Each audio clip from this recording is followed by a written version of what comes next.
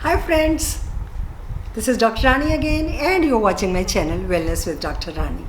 और आज फिर मैं आपके साथ एक बहुत ही इम्पॉर्टेंट टॉपिक लेकर आई हूँ कि आपकी जो हेल्थ है वो बहुत हद तक आपकी रिस्पॉन्सिबिलिटी है।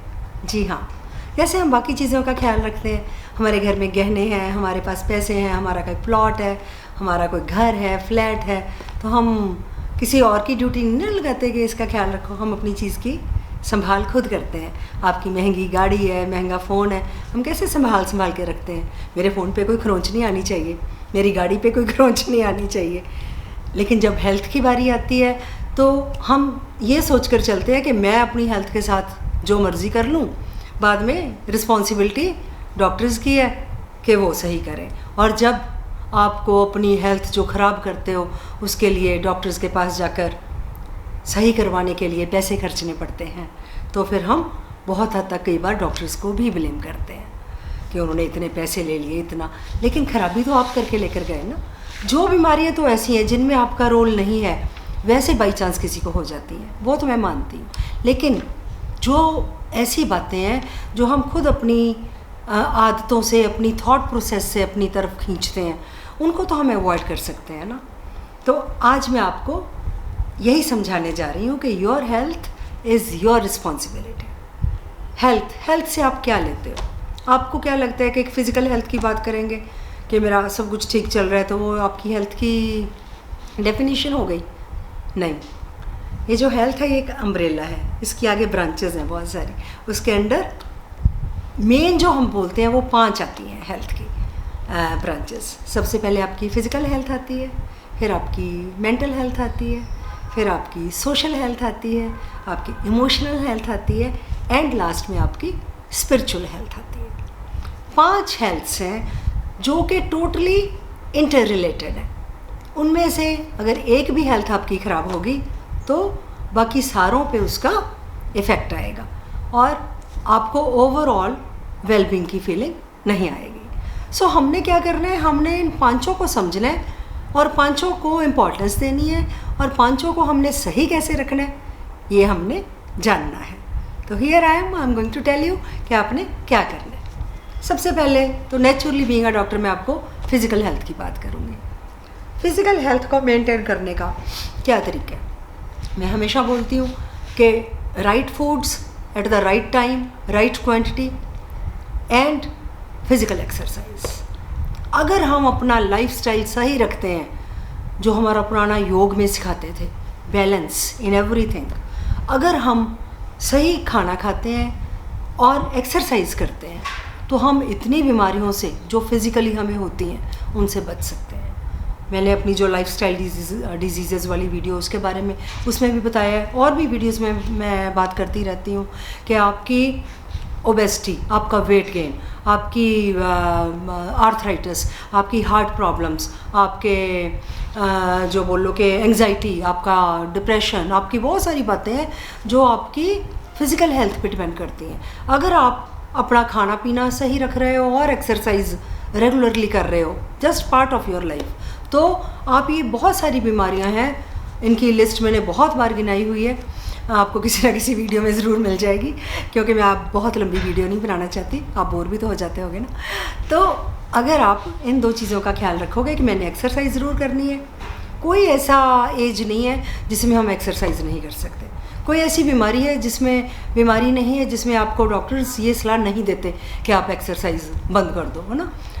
एक्सरसाइज तो चाहे आपको डायबिटीज़ है, आपको हार्ट अटैक होकर हटा है, आपको आर्थराइटिस है, कुछ भी है, आपने अपने उसके हिसाब से, स्टेमिना के हिसाब से, अपनी स्ट्रेंथ के हिसाब से अपना जो एक्सरसाइज है वो चूज़ करनी है। और एक वॉक, एक योगा जो है, ये ऐसी एक्सरसाइजेज हैं जो हर इंसान कर सकता है। तो खाना पीना आपने सही रखना है। जंक फूड आप कभी महीने में 1 बार खाओगे, रूटीन में नहीं खाओगे, ठीक है। रूटीन में घर का बना साफ़ सुथरा और सही मात्रा में हमने खाना खाना है। अपनी भूख का 80% खाना है और छोटे छोटे पोर्शंस में खाना है। और फूड में आपके फाइबर्स, आपके फ्रूट, आपके सैलड्स वो ज़्यादा क्वांटिटी में होंगे। सो ये तो हो गई आपकी physical health. It's not very difficult, आप कर सकते हो, मुझे पता है। उसके बाद हमारी आती है मेंटल हेल्थ। मेंटल हेल्थ को हम कैसे ख़राब करते हैं? हम खुद क्या क्या करते हैं।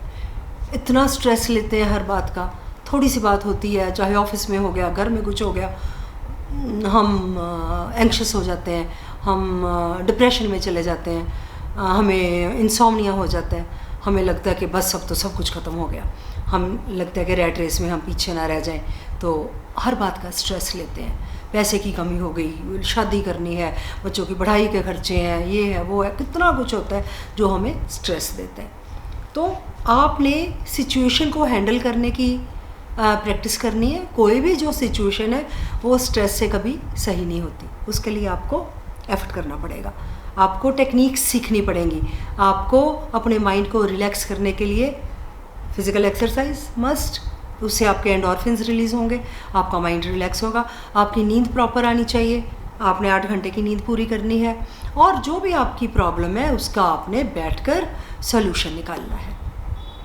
अगर आपको लगता है कि मेरे पास पैसे की कमी है, तो हम अपने खर्चे कम कर सकते हैं। हम बहुत सारी बातों पे फजूल खर्चे करते हैं, बहुत सारे काम ऐसे हैं जो हम सिर्फ शो ऑफ के लिए करते हैं कि लोग क्या कहेंगे, लोग क्या कहेंगे। लोग आपको पैसे देने आते हैं, लोग अपने पैसे अपने पास रखते हैं ना, आपको थोड़े देते हैं। तो आपने अपनी लाइफ लोगों के लिए क्यों जीनी है? आप अपनी लाइफ अपने हिसाब से अपने ढंग से जीने की आदत डालो। तो हमने अननेसेसरी मेंटल स्ट्रेस नहीं लेना। तो ये हो गई आपकी मेंटल हेल्थ। कभी भी ज़रूरत पड़े, आपको लगे कि आप नहीं हैंडल कर सकते, तो you can always seek help from a qualified psychologist और इवन अ साइकेट्रिस्ट। इसमें कोई शर्म की बात नहीं है। हम सोचते हैं कि साइकेट्रिस्ट के पास जाने का तो लोग ये सोचेंगे पता नहीं मैं पागल हूँ, पता नहीं ये, अरे ऐसा कुछ नहीं होता। पहली बात तो पागल अपने आप को बोलना, ये समझना, ये वैसे डेरोगेटरी टर्म है। हमने ये ना अपने लिए यूज़ करनी है ना किसी और के लिए यूज़ करनी है। हम रूटीन में बोल देते हैं तू पागल है, तू पागल है, ये कोई तरीका थोड़ी है बात करने का। तो हमने अपनी मेंटल हेल्थ को सही रखना है, और अगर ज़रूरत पड़े तो हेल्प भी लेनी है। उसके बाद आ जाती है हमारी सोशल हेल्थ। ये इतनी इम्पॉर्टेंट है ना सोशल हेल्थ। हमारी आधी से ज़्यादा बीमारियां हमारी सोशल हेल्थ की वजह से लगती हैं। सोशल हेल्थ क्या है? जिसमें मैंने जैसे पहले बोला कि हम अपनी लाइफ दूसरों को दिखाने के लिए जीते हैं। मैंने अपने बच्चे की शादी करनी है, अगर मैंने धूमधाम से ना की तो लोग क्या कहेंगे। मैंने कोई भी काम करना है, घर बनाना है, गाड़ी लेनी है, मैंने बढ़िया से बढ़िया लेनी है, अपनी हैसियत से ज़्यादा करना है, चाहे मैं लोन ना ले लूँ बैंक से, चाहे कुछ भी कर लूँ, कोई करप्शन ना कर लूँ, कोई घपले ना कर लूँ। अगर आप ऐसा कुछ करोगे तो बाद में भुगतना भी तो आपको पड़ेगा ना। फिर आप सोचते हो कि मेरी सोशल लाइफ है, मैंने अपने दोस्तों से मिलना है, मैंने ड्रिंक भी करना है, मैंने स्मोक भी करना है, मैंने सोशलाइज भी करना है, मैंने क्लब में भी जाना है, मैंने फॉरेन टूर पे भी जाना है। हमारे इंडिया में इतना कुछ है देखने के लिए, क्या ज़रूरी है कि हमने बाहर ही जाना है?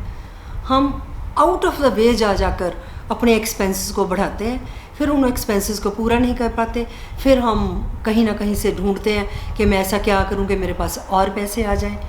तो ये जो विषय साइकिल है चलता रहता है। तो परेशानी तो होनी है ना। आपको सोशल हेल्थ को सही रखने के लिए अपनी लाइफ को आप जितना सिंपल रखोगे उतना ही बढ़िया है। आप सिंपल लाइफ जियो, अपनी जो नीड्स है वो बेसिक नीड्स रखो, घर में खुश रहो, फैमिली के साथ टाइम स्पेंड करो, बच्चों के साथ, वाइफ के साथ, हस्बैंड के साथ आपस में कोई भी प्रॉब्लम है बैठकर शेयर करो, खाना इकट्ठे खाओ, इकट्ठे टीवी देखो, इकट्ठे हंसो, ताकि आपका जो दिन भर का स्ट्रेस है वो ठीक हो जाए। हम क्या करते हैं, घर में लड़ाइयाँ करते हैं, बाहर लोगों से इतने प्यार से बोलते हैं। जो खुशी हमें घर में मिल सकती है वो हम बाहर ढूंढते हैं। तो गड़बड़ तो होनी है ना। तो it is totally in your hands कि आप अपनी सोशल हेल्थ को सही करने के लिए क्या क्या एफर्ट्स करने के लिए तैयार हो। आपने सिर्फ अपनी प्रायोरिटीज सेट करनी है कि मेरी लाइफ में किन चीज़ों की प्रायोरिटी है। क्या मैं सिंपल लाइफ से खुश हूँ, या मैंने लोगों को दिखाने के लिए सब कुछ वो करना है जिसका मेरे पास बजट नहीं है, मेरी हैसियत नहीं है, लेकिन क्योंकि बाकी सब कर रहे हैं तो इसलिए मेरे लिए भी ज़रूरी है।